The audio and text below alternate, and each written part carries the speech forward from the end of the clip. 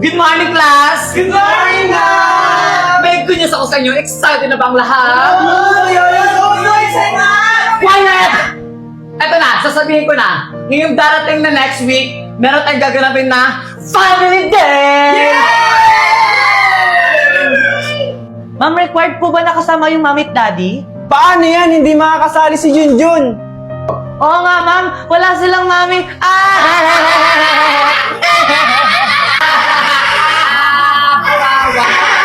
Quiet! Bakit di tinatawanan si Junjun? Basta, kahit hindi magulang, basta guardian, pwede. Junjun, sasali ka pa ba sa Family Day? Oo naman, Moy! Bakit ka sasali hindi ka naman bagay doon? Kasi wala kang mami. Ano naman? May daddy naman akong a-attend Family Day nga dapat merong daddy at mami. Hindi yun para sa buong pamilya, para yun sa lahat ng estudyante. Nakakahiya kaya yun kasi hindi kayo kumpleto. Wala kayong mami. Kami meron. Kanina ka, Ma'am Jun! Naalala mo ba yung sinabi ni daddy? Huwag kang magpapapekto sa sinasabi ng iba. Ito kasi nakakapikon na! Hayaan mo na, Jun, tara na! Hi, Megan! Alam mo na ba na meron magaganapin na Family Day sa school natin? Oo, Tasha. Ay, ready ka na ba? Oo naman. Paano ka naman magiging ready? Wala ka namang mami. Ano naman? May daddy naman ako. Daddy mo lang, dapat nga mami at daddy kasi Family Day yon.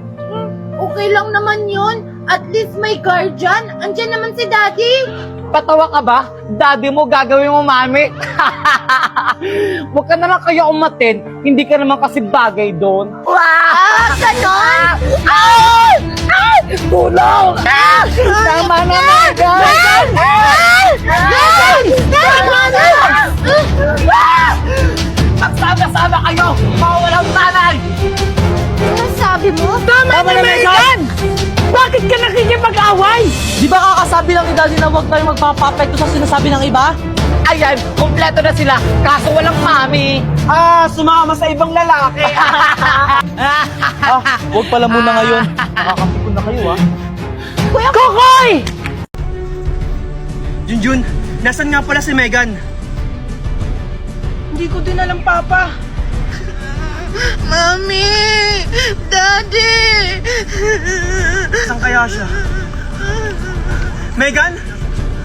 Megan, anak? Megan? Hello? Mabuti naman kung ganun. Si Tita Valerie, nahuli na ba siya? O sige, balitaan niyo lang ako kung nahuli na siya.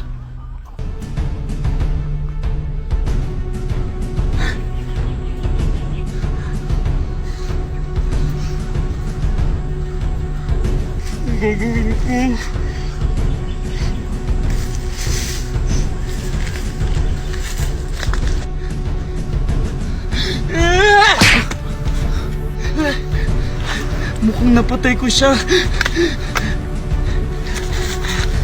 Oh, gising ka na pala, Tasha! Walang iyakan dun dyan! Pakawalan ako dito! Ano ako, tanga para pakawalan kita? Tasha, nung tinali mo ko, naawa ka ba sa akin? Di ba hindi? Pues ngayon, ikaw naman yung magmamakaawa sa akin. Hindi pa tayo tapos, Megan! Pagbabayaran mo to! Talaga ba? Saan mo manhimik? Anong babitaan mo? Di ba? Ganito yung ginawa mo sa akin. Kaya pa ba? Megan, kulang pa yan. Dapat ganito, oh. Walang iya talaga kayo! Pagbabayaran niyo itong dalawa! Anong kabayaran pinagsasabi mo? Tandaan mo, ito yung kabayaran sa mga ginawa niyo sa amin. Oops! Nag-uumpisa pa lang kami. Di ba, Junjun? Unang kabahan, Tasha.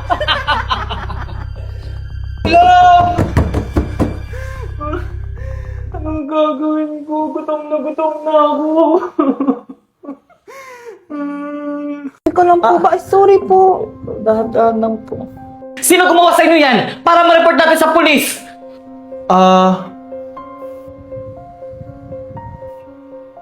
Hindi po namin kilala, ma'am. Basta ang alam namin, dinukot kami tas nilagay kami sa stock room. Ano? Ano kayo pake nila sa inyo? Di ko po alam, ma'am. Pero ang alam namin, malaki ang galit nila sa amin. Ganun ba? Magdoble ingat kayo dahil magpapaimbestiga tayo. Junjun, Megan, wait lang! Moy, bakit? May sasabihin ako sa inyo, alam niyo na ba yung balita? Ha? Ano balita? Ano ba naman yan? Yung about kay Tasha at kay Marco. Oh, anong meron kay Marco at kay Tasha? Nabuntis pa ni Marco si Tasha? Joke lang. Megan, yung bibig mo! Hindi! Nakidnap sila Tasha at Marco. Nilagay sila sa stock room sa school natin. Buti na lang maagang pumasok si Ma'am Valerie, kaya nakita niya sila. Ano? Grabe naman yung nangyari kay Marco at Tasha. La, kawawa naman sila. Ano nang kalagayan nila ngayon? Ayun, nasa clinic sila ginagamot. Tsaka narinig ko kanina na isang buwan silang hindi papasok. Ganun ba? Mabuti na yun para ligtas din sila. Oo nga eh.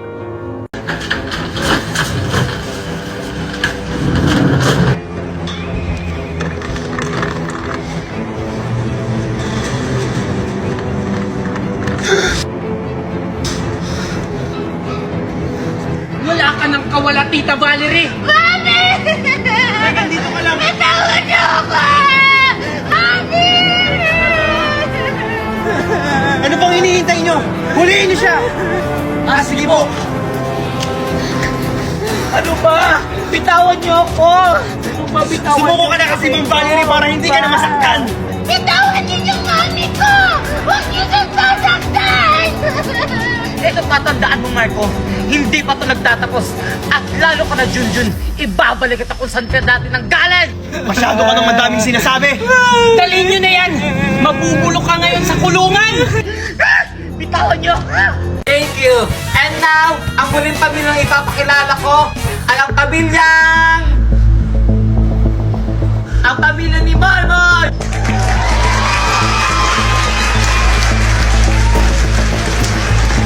Palakpan naman kayo dyan! Bakit nandito si Valerie? Oh, si Marco, saan po kayo pupunta? Mag-umpisa na po yung mga palaro. Uuwi na kami, ma'am. Hindi na kami sasali sa mga activities. Bakit, Sir Marco? May problema ba? Ay, wala po, ma'am. May kailangan lang akong asikasuhin sa trabaho ko. Sayang naman po, sir. Magsisimula na po yung mga activities. Tara na, mga anak.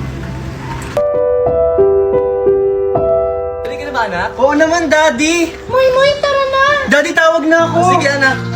Wait lang, Naldo. May pupuntahan lang ako. Basta bilisan mo kasi magsisimula na yung activities ng anak mo. Oo.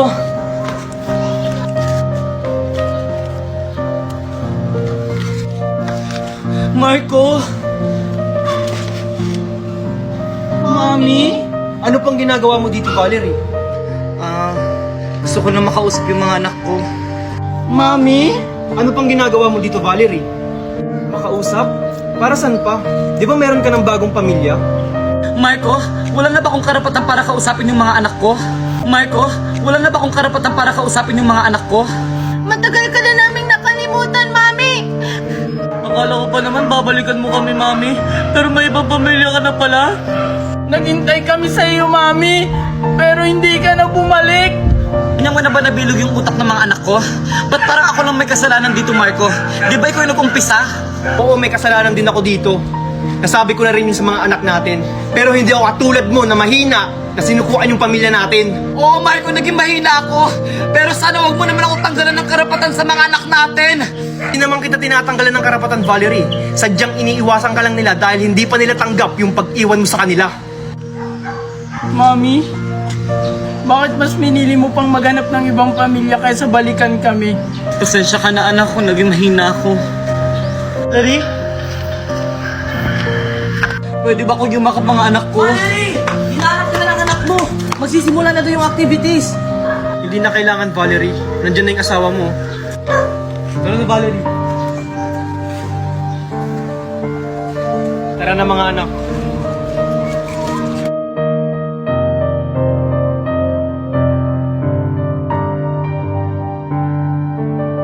O mga anak, ready na ba kayo? Let's go, Daddy! Ready na po ako!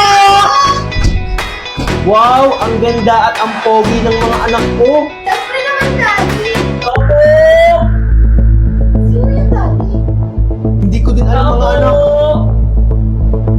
Sino yan? Andito po ako para inform ko kayo about kay Valerie. Valerie? Wala na kaming update kay Valerie. Sino po yung Daddy? Wala mga anak. Sige, pwede na kayo makaalis.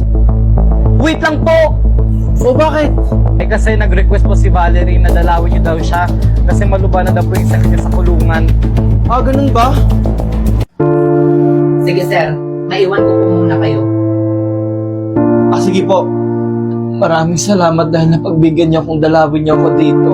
Siyempre naman, Valerie. Nung nalaman namin nasa ospital ka, pumunta kami agad dito. Siguro naging masaya na kayo nung nawala na ako sa buhay niyo. Oo, naging maganda ang buhay namin. Lalo na yung mga anak natin. Kahit na wala silang ina, lumakas sila ng maayos at pinalaki ko sila ng mabuti. Good morning, class! Good morning, ma'am! Class, ayoko sa klase na matamlay. Ayaw mo pala ng matamlay, ha?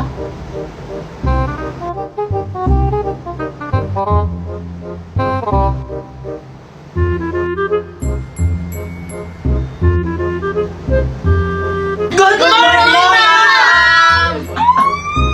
Class, hindi ako nakikipagbiruan sa inyo. Kung gusto nyo umalis, bukas ang pinto. Umalis kayo! Ay, bukas daw yung pinto. Okay, Ma'am, bye!